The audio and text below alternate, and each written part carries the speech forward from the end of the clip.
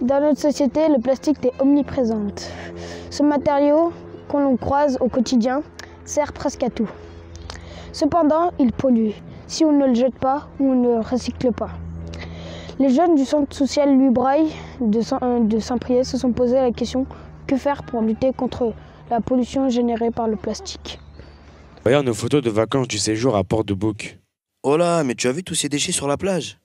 Ouais, et même dans la mer. C'est vraiment sale. Il faudrait que les gens se rendent compte de leur impact et de leurs actes. Mais d'où viennent tous ces déchets? Pour le savoir, nous avons interviewé Isabelle Poitou, De l'association Mer-Terre. qui est une biologiste et qui fait des recherches sur l'impact des déchets en milieu marin. Mais quelle solution peut-on trouver? Pour cela, nous avons mené plusieurs campagnes de sensibilisation pour éviter que les gens jettent leurs détritus n'importe où. Par exemple, nous avons réalisé 2 films que nous avons pu diffuser dans les écoles ou au cinéma pour sensibiliser les gens. Nous avons réalisé Detritus Maritinus. Nous sommes en plastique non biodégradable et donc on dure très longtemps. Les gens n'ont pas conscience que ça pollue. Alors on nous a jetés dans une rue.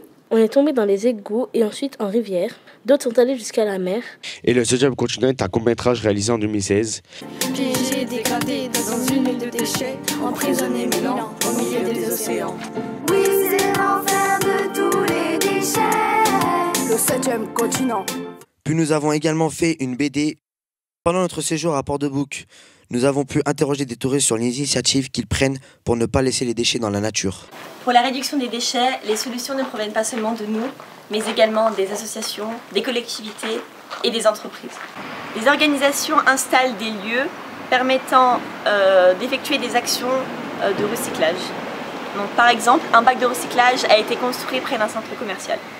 Zineb Maoui est en poste au supermarché Carrefour de la ville. C'est elle qui s'occupe de l'écosystème, un dispositif de recyclage pour les clients. Le plastique est un polluant important, mais il existe des solutions. Alors, c'est des piles, des ampoules, des cartouches d'encre et les petits électroménagers. C'est l'entreprise qui nous amène ça et qui récupère en fait. Nous, on ne s'occupe de rien. C'est juste pour un endroit où stocker. Alors, avec Carrefour, depuis 2008, on a commencé avec les piles et les ampoules. Et depuis 2010, à peu près, on a rajouté les cartouches d'encre, les petits électroménagers. Il est nécessaire, c'est très bien que ça soit dans toutes les enseignes, à chaque endroit où on peut déposer nos déchets. Moi, je trouve que c'est bien. Nous, on met c'est marqué, il y a des panneaux. Donc après, c'est les gens, en fait, qui demandent où se retrouvent ces bacs, si on fait les recyclages ou pas, et ainsi de suite.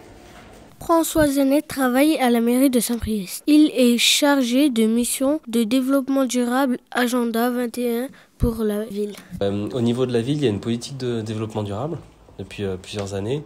Et dans ce cadre-là, il y a des objectifs d'améliorer le recyclage et d'aider les habitants à pouvoir être acteurs de ça.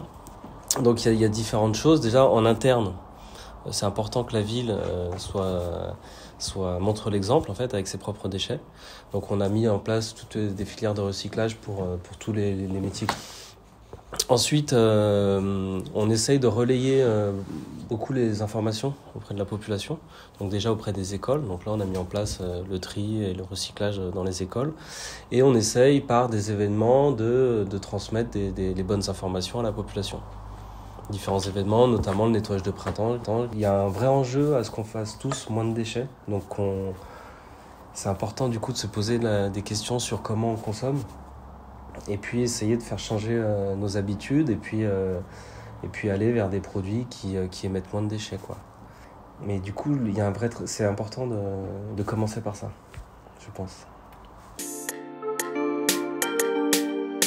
Maintenant, il nous reste à travailler ensemble pour trouver des solutions et préserver notre planète et profiter de cet endroit sans déchets.